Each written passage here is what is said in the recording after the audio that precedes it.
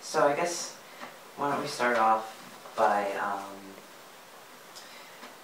I'm curious how this whole process got started and how you got interested in your latest book, Sacred Economics, and before that, The Ascent of Humanity. What led you to start to investigate human nature and where we're headed, where we've been from? Maybe a little bit about that process. I mean, it depends how far back you want to take it. I mean, I could take it back to childhood or to adolescence when, I just had this feeling of that there was a wrongness in the world, and I just, even in school, even though like I had every incentive to buy into the system of rewards for being a good kid, as opposed to all the bad kids who were tormenting me, I still never really sided with authority that much, because it just seemed that the whole thing was wrong, And I read a lot of books as a teenager that confirmed that feeling, that there was a really, like, something terribly wrong in the world. I read horrifying books, Silent Spring and things like that. And so, and that theme kind of just persisted. I never, I didn't rebel all the way either, because I didn't really know what alternative there was. Yeah. And I think a lot of people in my generation and after went through this kind of thing of kind of, like, we became slackers, half-hearted participants, but not really knowing what else we could do. But it became important to me to find out what the root of the wrongness was. And that's what led me on the Ascent of Humanity trail, to just dig down layer after layer. I mean, is the root of the problem evil? Is it we are evil? Is there a bad thing inside ourselves that must be conquered? Well, actually, that whole idea is part of the problem, I eventually realized. So when I took it down as far as I could, then I realized it was so deep that the wrongness was actually more, not fundamentally wrong, but part of a larger process of separation and reunion. That's great. Can you go into a little bit of that mythology? Because it's very universal. I mean, if you look in the East or the West, we have all these stories of the fall and stories of the return. And how do you think that is very essential to understand today when we're in this huge crisis? We're a materialist culture. We're destroying our environment, and most people feel like humans are doomed. There's something fundamentally flawed about us, that we're just not getting it. And maybe ancient societies were okay in nature, but we're just...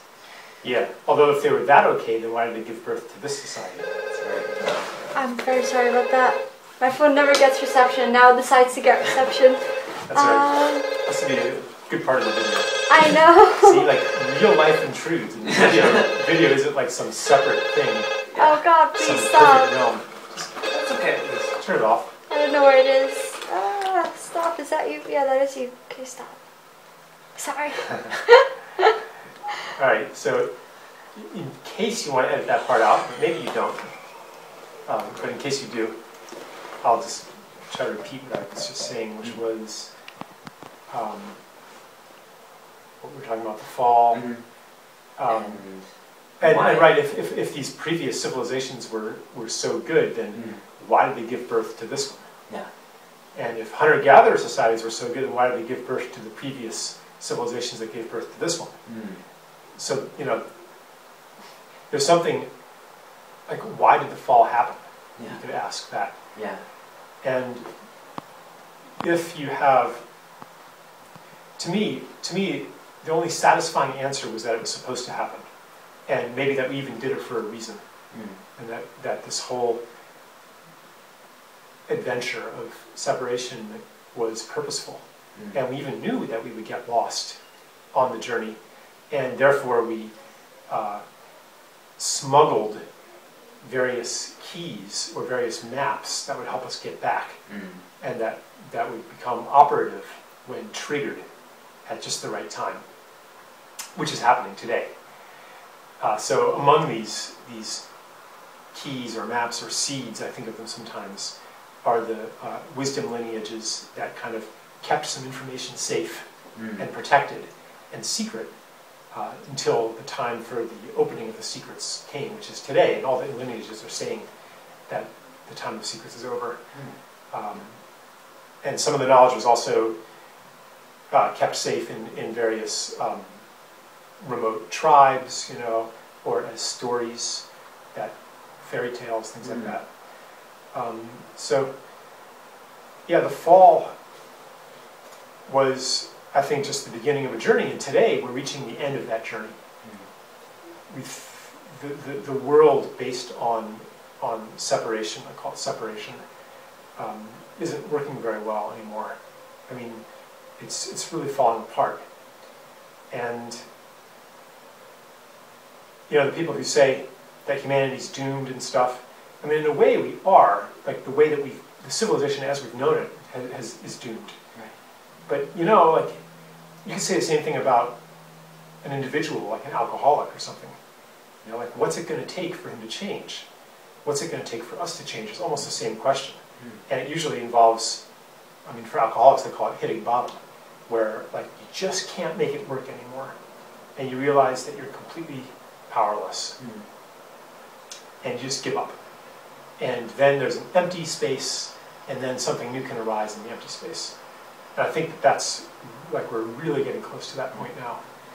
And do you think this empty space is what's allowing these seeds to kind of be discovered, these secrets to kind of unlock? Yeah, because you know, if people are deeply invested in their belief system, then they're not going to be open to other belief systems, other systems of knowledge. Could you go into a little bit of maybe a few examples of these seeds and what they are in these mystical traditions, or what is it about tribes in the Amazon? What tools do they have that they've been guarding that we need now? I think each of these tribes, each of these cultures guarded a different piece of the knowledge of how to live on Earth, or how to be human. So, you know, some of them guarded the knowledge of how to speak with plants, how to interact with the dream world, how to make it rain, the proper relations to the ancestors, how to talk to rocks. These various technologies that are essentially miracle technologies, but they're necessary because we've messed up the Earth so much that only a miracle is going to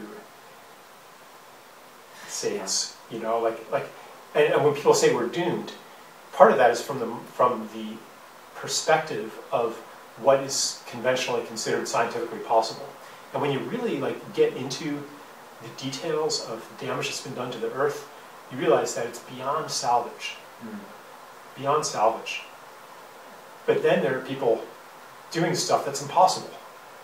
Some of it is just because it's on the edge of what science considers possible. Like Paul Stamets with doing micro-remediation, growing these mushrooms on top of piles of toxic, dioxinated waste. You know, that's just a little bit impossible. But then there are people doing, say, coaxing plants out of the desert, or doing biodynamic agriculture, and creating other kinds of miracles. Yeah, it's very fascinating, even in the 60s and the 70s when the new life sciences and Gaia hypothesis and Gregory Basin's ecology of mind, we have these, it's like the return of consciousness in all things, the return of mind in matter. And it's just fascinating now that that's happening. Yeah. Do you feel like some of these new life sciences in unison with these ancient forms of knowing and intuition and communion with nature are converging in this time? Yeah, a lot of people have made that case. That the new physics, the new biology, etc., is kind of validating ancient ways of looking at the world. You said that we were a materialistic culture. But I think the problem is that we're not a materialistic culture. It's that we've made matter into something much less than it is. And we've abstracted spirit outside of matter. Even consciousness studies can sometimes get into this territory where it says consciousness is this other thing that inhabits a body. But I know that you guys are very much exploring the idea that consciousness only makes sense as embodied consciousness, and that you can't separate it out from a physical matrix.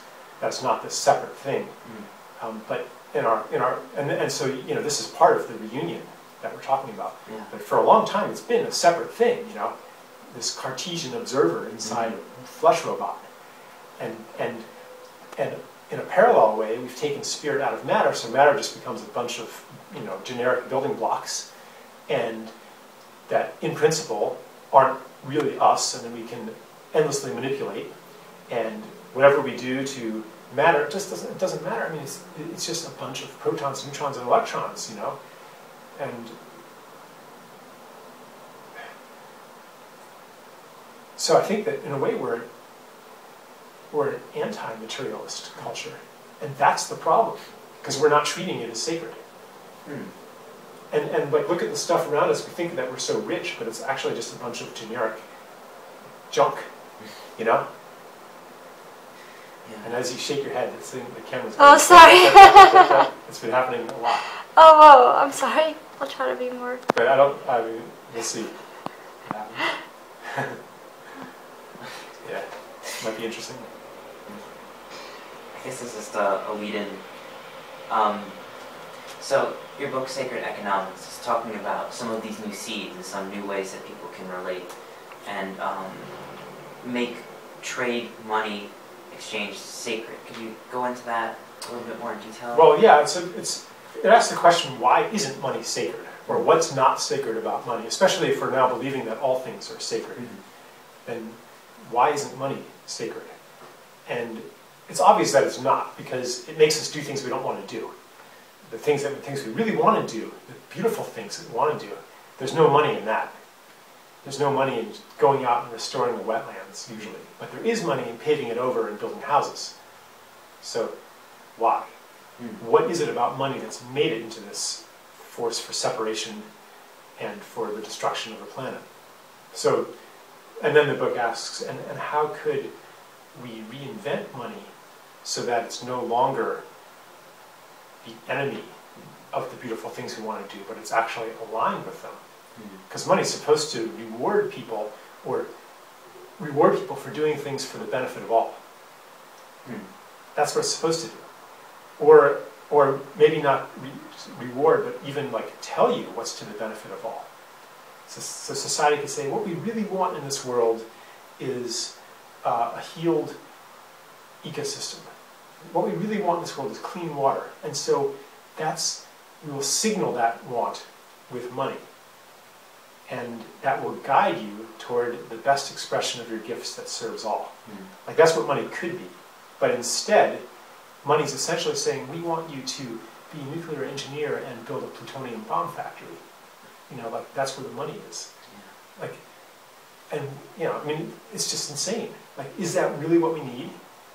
More bombs, more oil wells, more junk, more consumption? Is that what the planet is getting together and saying, yeah, we want more of that? 100 years ago, we did want more of that. At least that was the dominant story, of growth, conquest, conquering nature. But it's not anymore.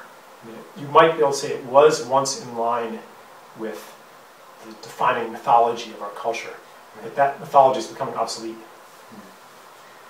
And how would, let's say, a Goddard student align these sorts of ideas with their life's calling? How do they align money with their passion and their gift? I think, for a lot of people, you just have to accept that the system of social incentives hasn't yet aligned with the things that you really want to do, and that there isn't as much money in doing those things as there would be in doing things that extract more wealth from Earth. But there are a lot of people who have money, and institutions that have money that are going through a change of heart and will give you money to do beautiful things. And it is a gift because you're not going to be making them more money. So before this transition happens, there's still ways to serve, and there's kind of a magical aspect to it that the more you step into the gift, then somehow you get sustained by the universe. And it's hard to even say it without sounding like I'm spouting New Age cliches, but it's true. Some cliches are true. Yeah. And I've found this to be true, and I know a lot of people who have very rich lives, even though they have very little money or they don't seek to make money. Then after the shift happens, then the things that we want to do, I'd have to really go into the details of the book to explain exactly how money could be created and circulated so that it is aligned with the gift. It almost sounds like the Tao, if you align with it, the forces of the universe kind of start to work with you. Maybe it's not so New Age, maybe it's a very ancient idea, maybe it's kind of returning to that too. Yeah, I think so. Yeah. Yeah.